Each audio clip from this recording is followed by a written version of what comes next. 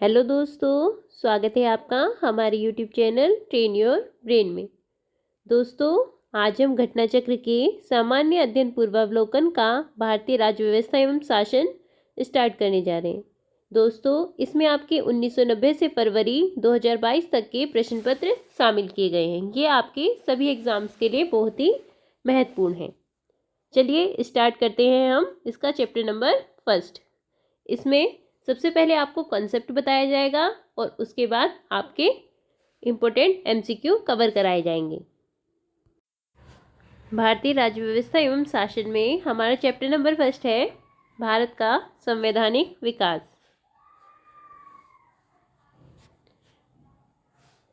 भारत का संवैधानिक विकास east India company शासन हेतु पारित ब्रिटिश संसदीय अधिनियम 1773 से 1853 तक और ब्रिटिश ताज के शासनाधीन पारित अधिनियम 1858 से 1947 तक। कंपनी के शासन हेतु पारित अधिनियम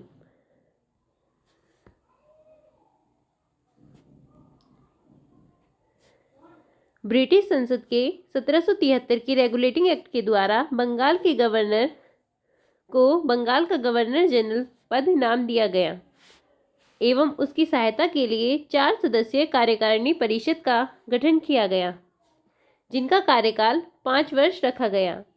इस एक्ट के अनुसार वॉरेन हेस्टिंग्स बंगाल का प्रथम गवर्नर जनरल बना तथा फ्रांसिस क्लेवरिंग, मानसन और बारवेल काउंसिलिंग के सदस्य नियुक्त हुए। सह परिषद गवर्नर जनरल को बंगाल में फोर्ट विलियम की प्रेसिडेंसी के सैनिक एवं असैनिक शासन का अधिकार दिया गया तथा इसे प्रमुख मामलों में मद्रास और मुंबई की प्रेसिडेंसी का अधीक्षण भी करना था। इसी एक्ट के तहत कलकत्ता में 1774 में एक उच्चतम न्यायालय की स्थापना की गई, जिसमें एक मुख्य न्यायाधीश और 3 अन्य न्यायाधीश थे। कंपनी के कर्मचारियों को निजी व्यापार करने तथा भारतीयों से उपहार लेने से प्रतिबंधित किया गया। पिट्स इंडिया एक्ट 1784 के द्वारा कंपनी के राजनीतिक और व्यापारिक कार्यों का पृथक्करण किया गया। इस एक्ट में निदेशक मंडल को कंपनी के व्यापारिक मामलों के अधीक्षण की अनुमति तो दी गई, परंतु राजनीतिक मामलों के प्रबंधन के लिए नियंत्रण बोर्ड का गठन किया गया। 1786 के अधिनियम के द्वारा गवर्नर जनरल को विशेष परिस्थितियों में अपनी परिषद के निर्णय को निरस्त करने अथवा लागू करने का अधिकार प्रदान किया गया। गवर्नर जनरल को प्रधान सेनापति की शक्तियां भी प्रदान की गई।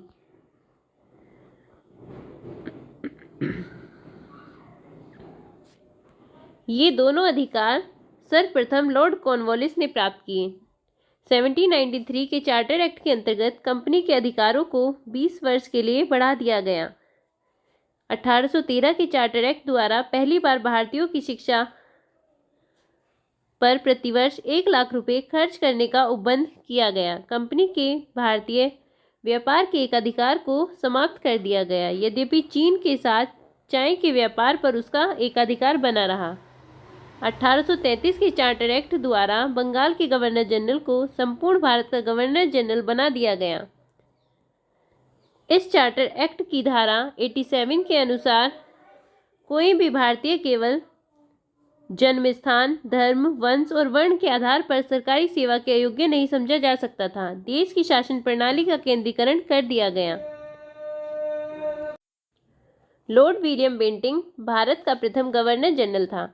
कंपनी के समस्त व्यापारिक कार्य कर दिए गए तथा भविष्य में उसे केवल राजनीतिक कार्य ही करने थे।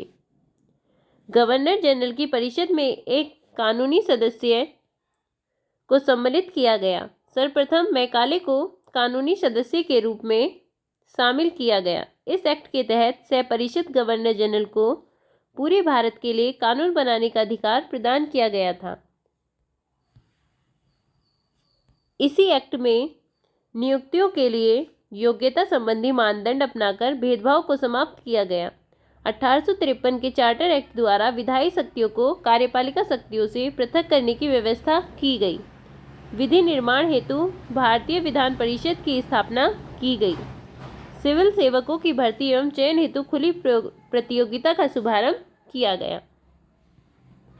प्रश्न कोश, निम्नलिखित में से किस अधिनियम में कलकत्ता में सर्वोच्च न्यायालय की स्थापना का प्रावधान किया गया था?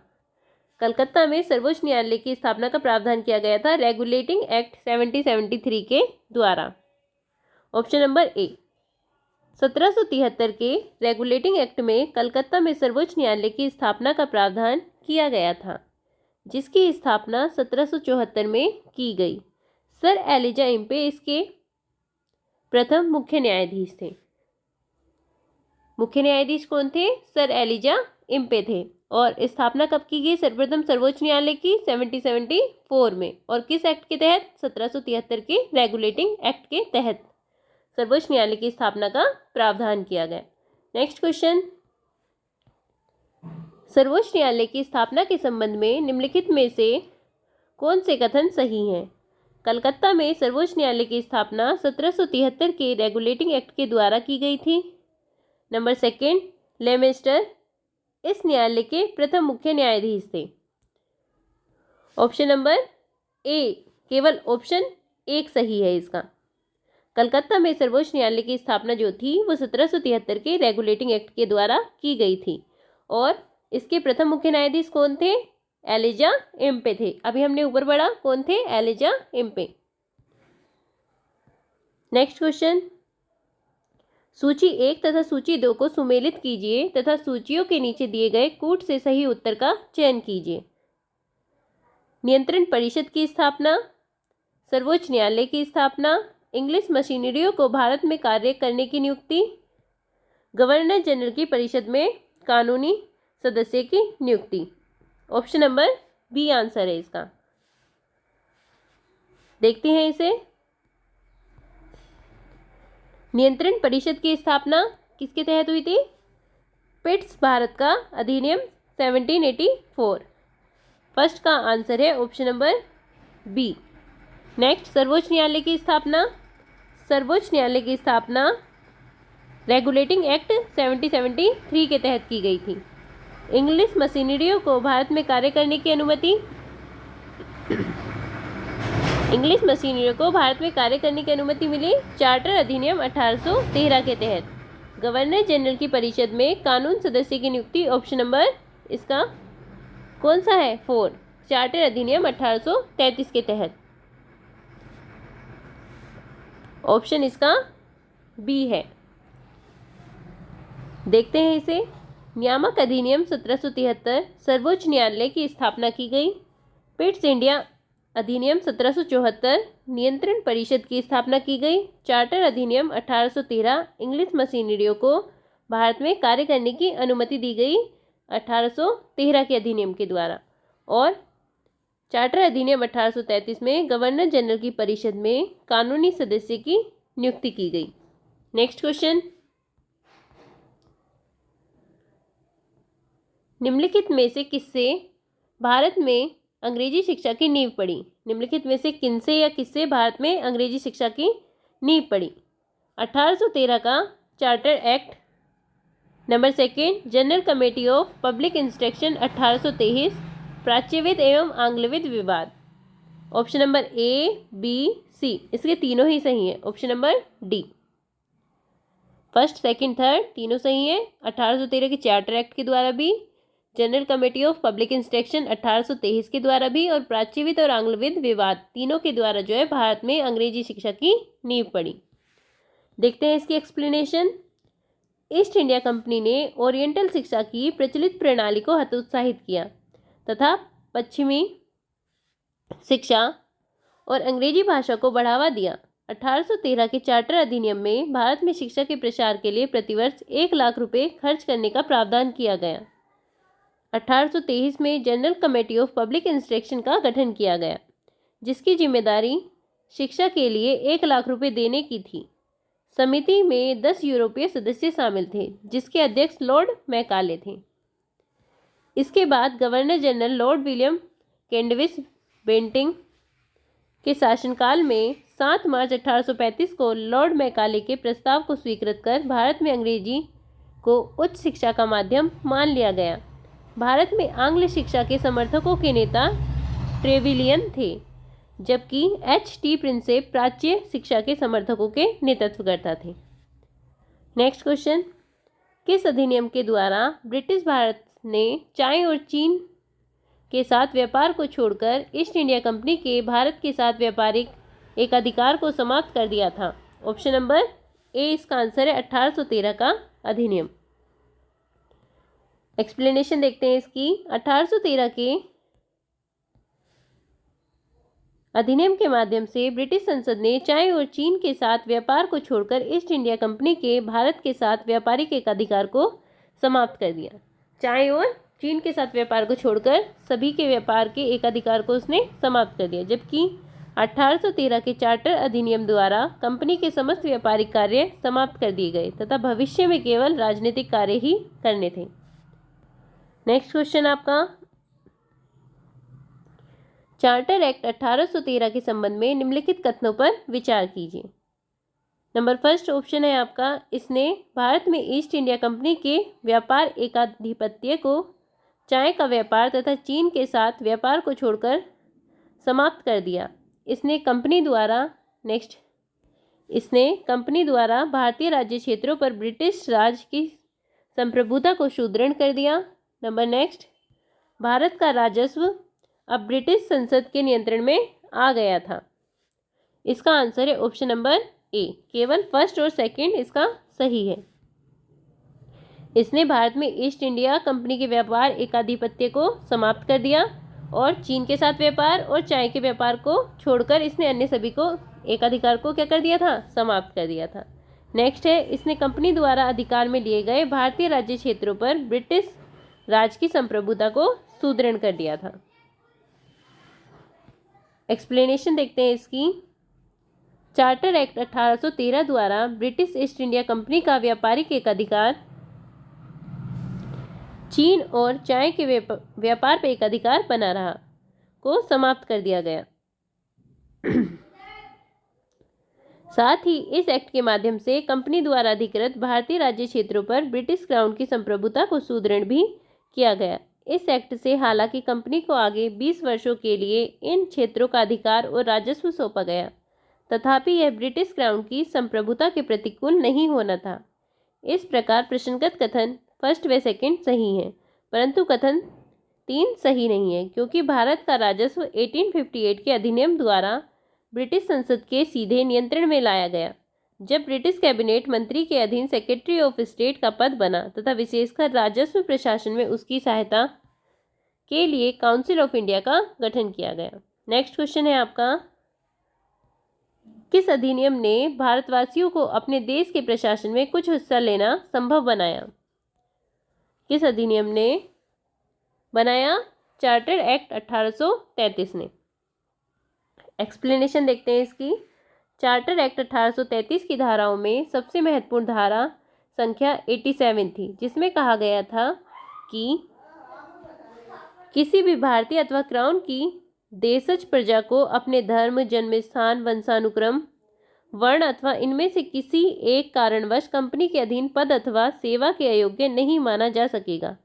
कालांतर में राजनीतिक आंदोलन में 1833 एक्ट की यह धारा प्रशासन में भागीदारी हेतु मुख्य आधार बनी। इस तरीके से आपका फर्स्ट टॉपिक कंप्लीट हुआ। देखते हैं हम नेक्स्ट टॉपिक, ब्रिटिश ताज के शासनाधीन पारित अधिनियम।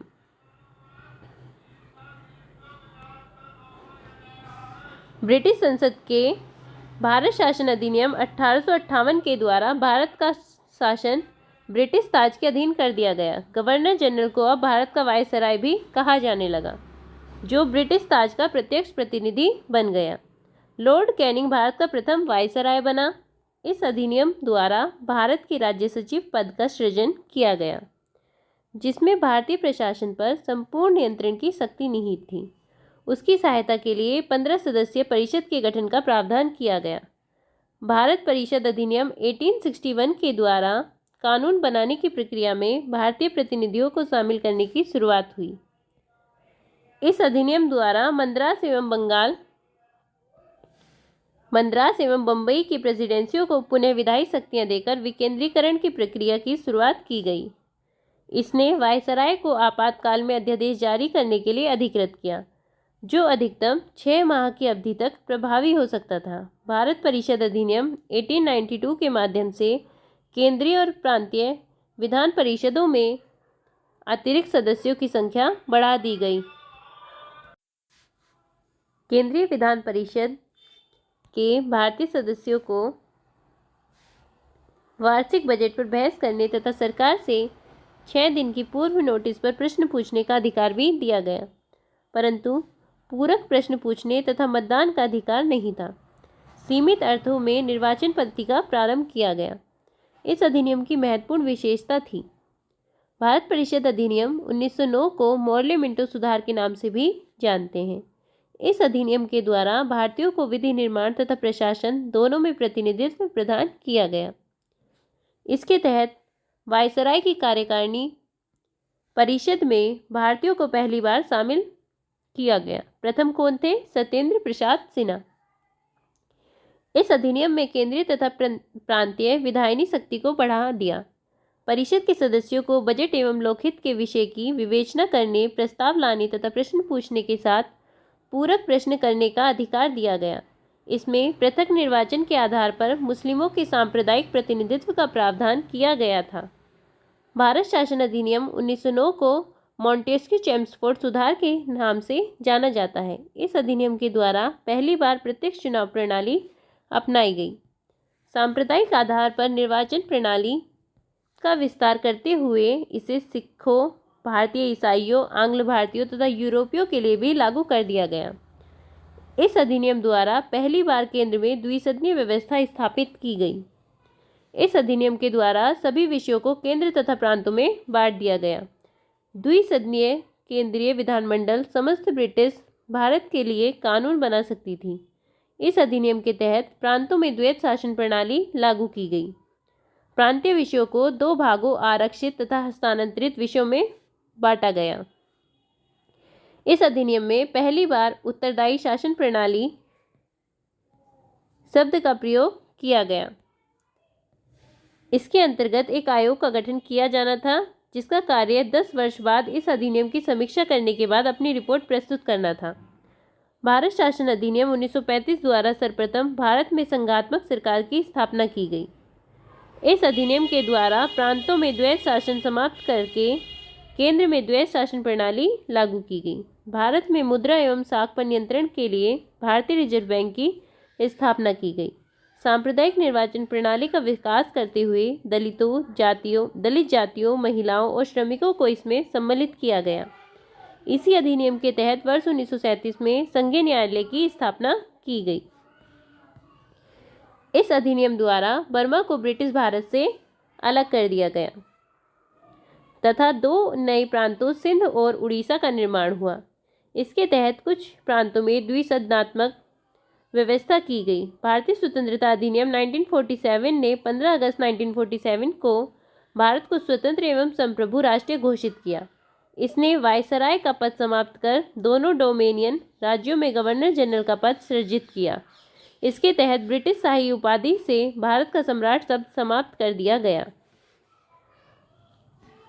अब देखते हैं इसके प्रश्न कोश। नंबर फर्स्ट क्वेश्चन है, निम्नलिखित में से किस अधिनियम के अंतर्गत भारतीय विधान परिषद को बजट पर बहस करने की शक्ति प्राप्त हुई?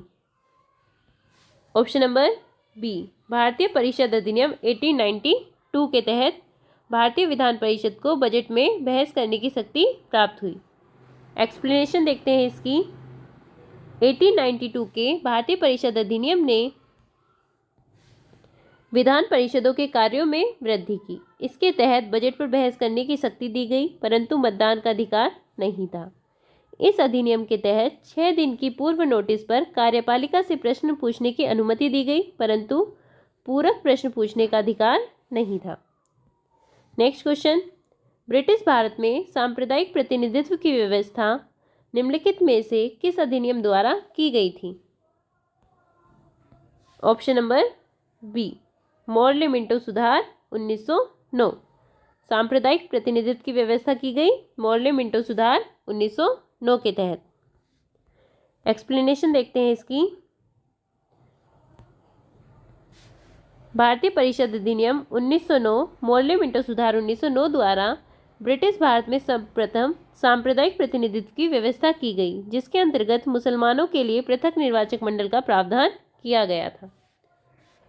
नेक्स्ट क्वेश्चन, निम्नलिखित में से किस एक अधिनियम द्वारा भारत में संघीय न्यायालय की स्थापना की गई? इनमें से कोई नहीं। 1935 के अधिनियम के द्वारा की गई थी। एक्सप्लेनेशन देखते हैं। भारत में संघीय न्यायालय की स्थापना 1 अक्टूबर 1937 को भारत सरकार अधिनियम 1935 के अंतर्गत की गई थी। इसके प्रथम मुख्य न्यायाधीश कौन थे? Sir Maurice Gwyer. Sir Maurice Gwyer थे। उपयुक्त दिए गए विकल्पों में से भारत सरकार अधिनियम 1935 नहीं होने के कारण विकल्प डी इसका उत्तर है। ठीक है, तो संघीय न्यायालय की स्थापना की गई थी 1 अक्टूबर 1937 में, और किस अधिनियम के तहत? भारत शासन अधिनियम 1935 के तहत। पहले मुख्य न्यायाधीश कौन थे? Sir Maurice Gwyer. Sir Maurice Gwyer. Next, Bharat का संघीय न्यायालय निम्नलिखित में से किस वर्ष में स्थापित किया गया था? भारत का संघीय न्यायालय किस वर्ष में स्थापित किया गया था? 1937 में। किस अधिनियम के तहत? 1935 अधिनियम के तहत स्थापित हुआ 1937 में। नेक्स्ट क्वेश्चन, केंद्र में द्वैध शासन किस अधिनियम के अंतर्गत स्थापित किया गया? केंद्र में द्वैध शासन जो लाया गया वो भारत शासन अधिनियम 1935 के तहत लाया गया। Option number C. नेक्स्ट, भारत शासन अधिनियम 1935 के अंतर्गत केंद्र में द्वैध शासन, एक नए अखिल भारतीय संघ की स्थापना तथा प्रांतों में द्वैध शासन व्यवस्था को समाप्त करने का प्रावधान किया गया। प्रांतों में द्वैध शासन का उपबंध 1919 के अधिनियम द्वारा किया गया था। प्रांतों में द्वैध शासन 1919 के अधिनियम में, और केंद्र में द्वैध शासन 1935 के अधिनियम द्वारा। केंद्र में द्वैध शासन के तहत संघीय विषयों को दो भागों में बांटा गया। नंबर 1 रिजर्व थे और नंबर 2 ट्रांसफर्ड सब्जेक्ट्स थे, हस्तांतरित विषय और आरक्षित विषय। नेक्स्ट, निम्नलिखित में से किस अधिनियम ने केंद्र में द्वैध शासन प्रणाली को स्थापित किया? भारत शासन अधिनियम 1935। Option number A. नेक्स्ट देखते हैं, 1919 के भारत शासन अधिनियम की निम्नलिखित में से कौन सी प्रमुख विशेषताएं हैं? प्रांतों की कार्यकारिणी सरकार में द्वैध शासन की व्यवस्था, मुसलमानों के लिए पृथक सांप्रदायिक निर्वाचक मंडलों की व्यवस्था। नंबर 3 है केंद्र द्वारा प्रांतों की विधायिनी शक्ति का हस्तांतरण। इसका है ऑप्शन नंबर सी, प्रांतों में कार्यकारिणी सरकार में द्वैध शासन की व्यवस्था और केंद्र द्वारा प्रांतों को विधायिनी शक्ति का हस्तांतरण। एक्सप्लेनेशन देखते हैं इसकी। भारत शासन अधिनियम 1919 ब्रिटिश संसद के द्वारा पारित अधिनियम था, जिसका उद्देश्य भारतीय शासन में भारतीयों की भागीदारी को बढ़ाना था। इस अधिनियम को भारत सचिव एडविन मॉन्टेग्यू एवं वायसराय लॉर्ड चेम्सफोर्ड के कार्यकाल में पारित किया गया था। इस अधिनियम के द्वारा राज्यों में द्वैध शासन की स्थापना की गई, जिसके तहत प्रत्येक राज्य में राज्य के प्रशासनिक विषयों को 2 श्रेणियों में बांटा गया, आरक्षित तथा हस्तांतरित।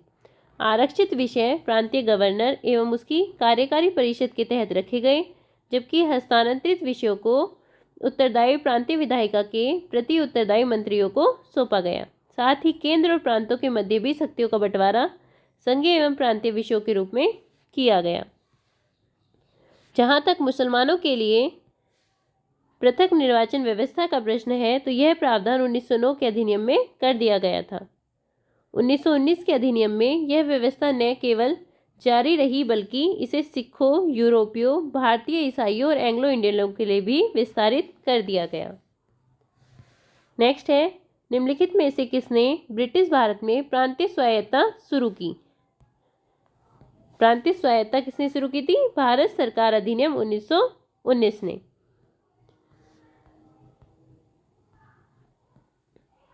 एक्सप्लेनेशन देखते हैं इसकी। भारत सरकार ब्रिटिश भारत में प्रांतीय स्वायत्तता की शुरुआत प्रारंभिक रूप से भारत सरकार अधिनियम 1919 से हुई, जिसे 1935 के भारत सरकार अधिनियम से विस्तारित और स्थापित किया गया।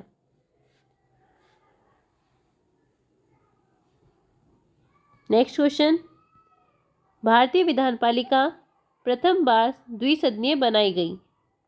भारतीय विधानपालिका को द्विसदनीय किस अधिनियम के तहत बनाया गया था? 1919 के भारत सरकार अधिनियम द्वारा। एक्सप्लेनेशन, 1919 के भारत सरकार अधिनियम द्वारा केंद्र में द्विसदनीय विधानपालिका की स्थापना की गई। ऊपरी सदन को राज्य परिषद, काउंसिल ऑफ स्टेट, इसकी अवधि 5 वर्ष तथा इस अधिनियम की धारा 18 के तहत इसके 60 सदस्यों में से अधिकतम 20 सदस्य सरकारी हो सकते थे। निचला सदन केंद्रीय विधानसभा, सेंट्रल लेजिस्लेटिव असेंबली, अवधि प्रथम बैठक से 3 वर्ष। भारत सरकार अधिनियम 1919 की धारा 19 के तहत इसमें मूलतः 140 सदस्यों का प्रावधान था, जिसमें से 100 निर्वाचित तथा 40 मनोनीत, जिसमें से अधिकतम 26 सरकारी होने थे।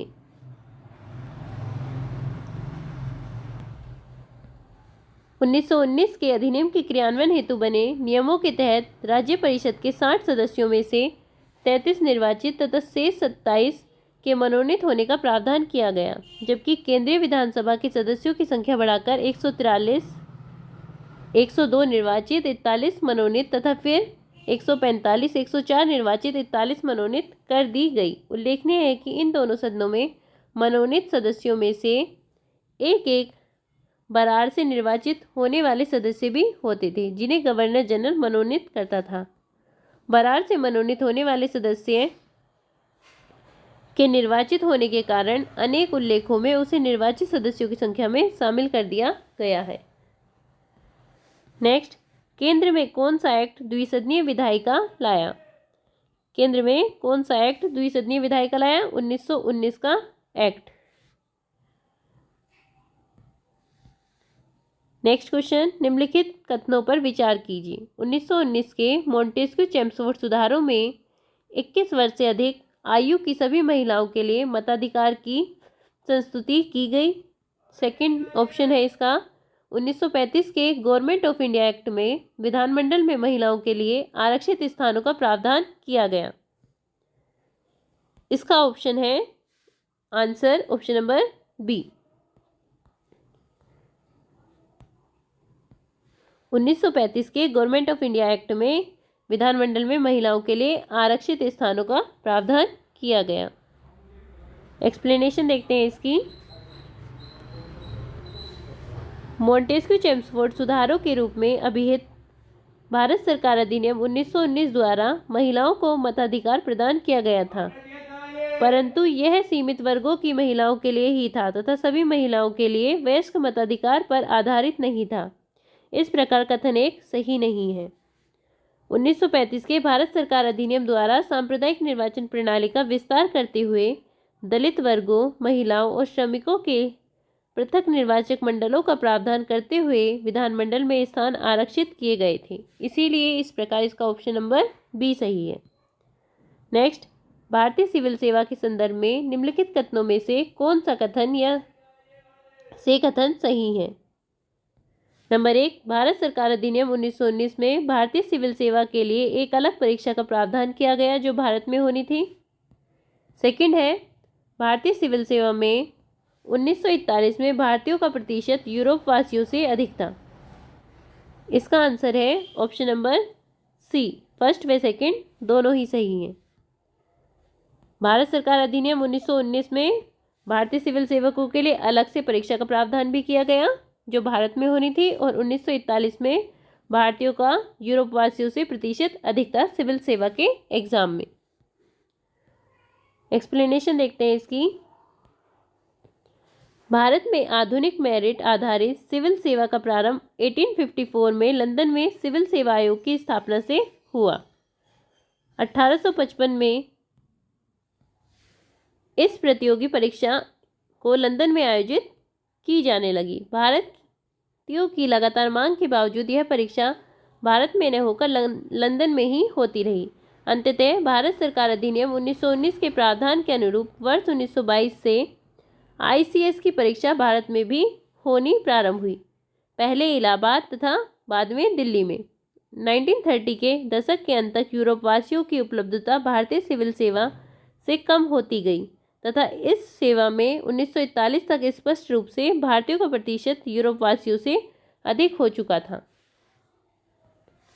नेक्स्ट क्वेश्चन है, केंद्रीय विधानसभा का या के निम्नांकित में से कौन सा या से निर्वाचन भारत शासन अधिनियम 1919 के तहत हुआ? 1926, 1937, 1945।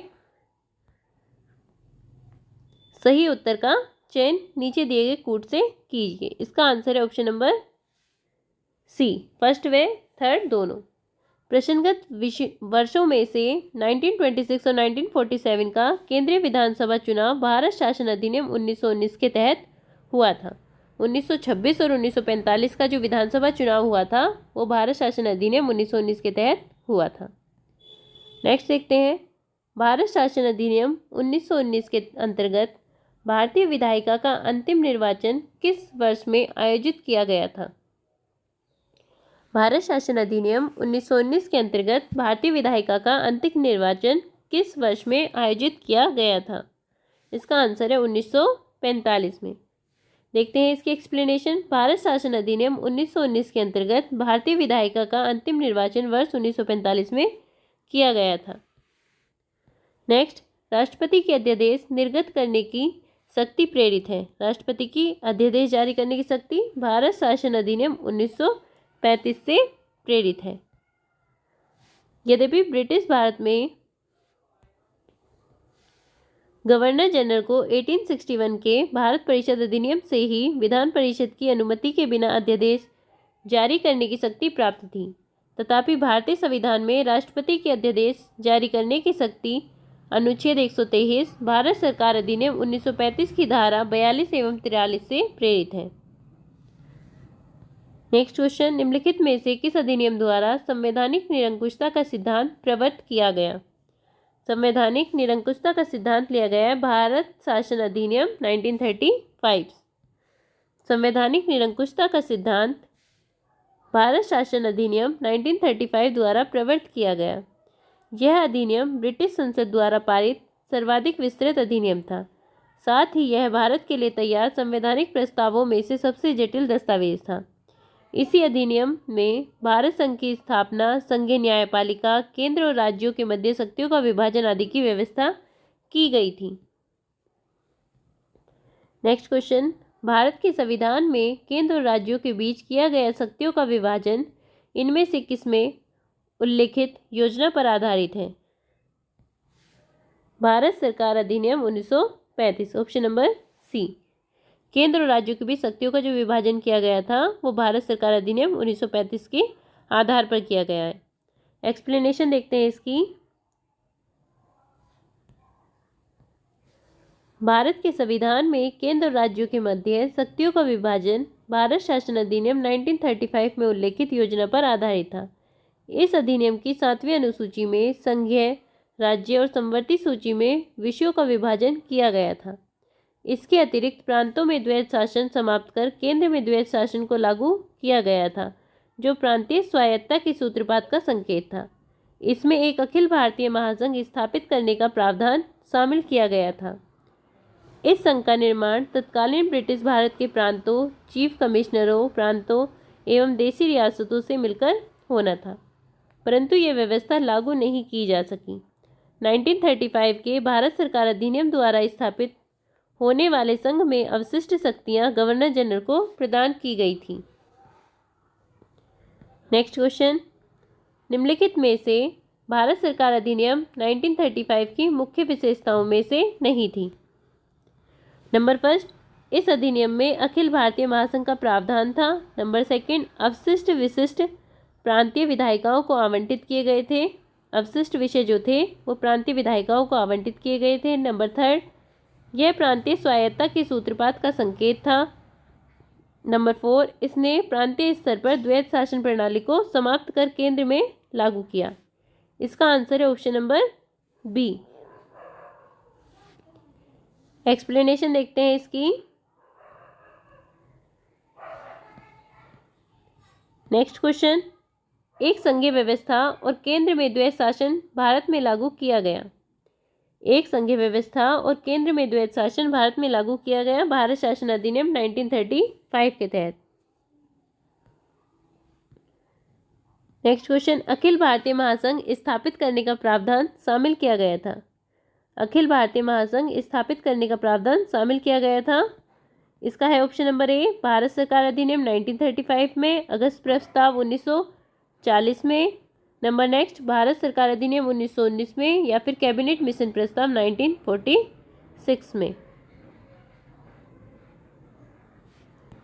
इसका आंसर है ऑप्शन नंबर ए, भारत सरकार अधिनियम 1935 में।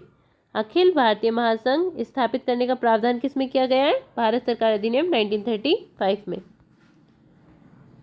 नेक्स्ट क्वेश्चन, निम्नलिखित में से किस एक अधिनियम ने भारत में संघीय शासन की व्यवस्था की थी? भारत में संघीय शासन की व्यवस्था भारत सरकार अधिनियम 1935 ने की थी। ऑप्शन नंबर सी। 1935 के अधिनियम द्वारा स्थापित संघ में अवशेष शक्तियां किसको दी गई थी? संघ में जो विशिष्ट शक्तियां थी वो किसको दी गई थी? गवर्नर जनरल को। Option number C. नेक्स्ट, निम्नांकित में से कौन सा एक भारत शासन अधिनियम 1935 में स्वीकार किया हुआ महत्वपूर्ण और स्थायी अवयव नहीं है? देश के लिए लिखित संविधान, विधानमंडल के लिए निर्वाचित एवं जवाबदेह प्रतिनिधि, एक संघ की योजना पर विचार, और विधानमंडल के लिए सरकारी सदस्यों का नॉमिनेट किया जाना। इसका आंसर है ऑप्शन नंबर ए, देश के लिए लिखित संविधान 1935 के अधिनियम में नहीं था। एक्सप्लेनेशन, भारत शासन अधिनियम 1935 में देश के लिए लिखित संविधान का उल्लेख नहीं था। भारत के लिए संविधान का सर्वप्रथम उल्लेख क्रिप्स मिशन द्वारा किया गया। नेक्स्ट, 1935 का गवर्नमेंट ऑफ इंडिया एक्ट क्यों महत्वपूर्ण है? 1935 का गवर्नमेंट ऑफ इंडिया एक्ट क्यों महत्वपूर्ण है? यह भारतीय संविधान का प्रमुख स्रोत है।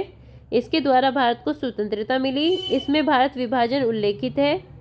इसके द्वारा रियासतें समाप्त हुई। इसका आंसर है ऑप्शन नंबर ए, यह भारत संविधान का प्रमुख स्रोत है। Government of India act Bharat संविधान का प्रमुख स्रोत है। एक्सप्लेनेशन, भारत का वर्तमान संवैधानिक ढांचा बहुत कुछ 1935 के भारत शासन अधिनियम पर आधारित है। इस अधिनियम के मुख्य उपबंध इस प्रकार हैं: संघात्मक सरकार की स्थापना, नंबर 2 केंद्र में द्वैत शासन की स्थापना, नंबर 3 प्रांतों में द्वैत शासन के स्थान पर स्वायत्त शासन की स्थापना, नंबर 4 द्विसदनीय केंद्रीय विधानमंडल, नंबर 5 प्रांतीय शासन व्यवस्था, नंबर 6 प्रांतीय विधानमंडल, नंबर 7 केंद्र एवं प्रांतों में शक्तियों का विभाजन, तथा नंबर 8 फेडरल न्यायालय की स्थापना। निम्नलिखित अधिनियमों में से किस अधिनियम के फलस्वरूप बर्मा भारत से अलग हुआ? बर्मा भारत से अलग हुआ 1935 के गवर्नमेंट ऑफ इंडिया एक्ट के द्वारा। Explanation, government of India act 1935 के प्रावधान के अनुरूप वर्ष 1937 में बर्मा को भारत से अलग कर दिया गया। इस तरीके से आपका ये टॉपिक कंप्लीट होता है। मिलते हैं आपसे नेक्स्ट वीडियो में। प्लीज़ चैनल को लाइक, सब्सक्राइब एंड शेयर कीजिए, और किसी भी क्वेश्चन से रिलेटेड कोई डाउट हो तो प्लीज़ कमेंट कीजिए।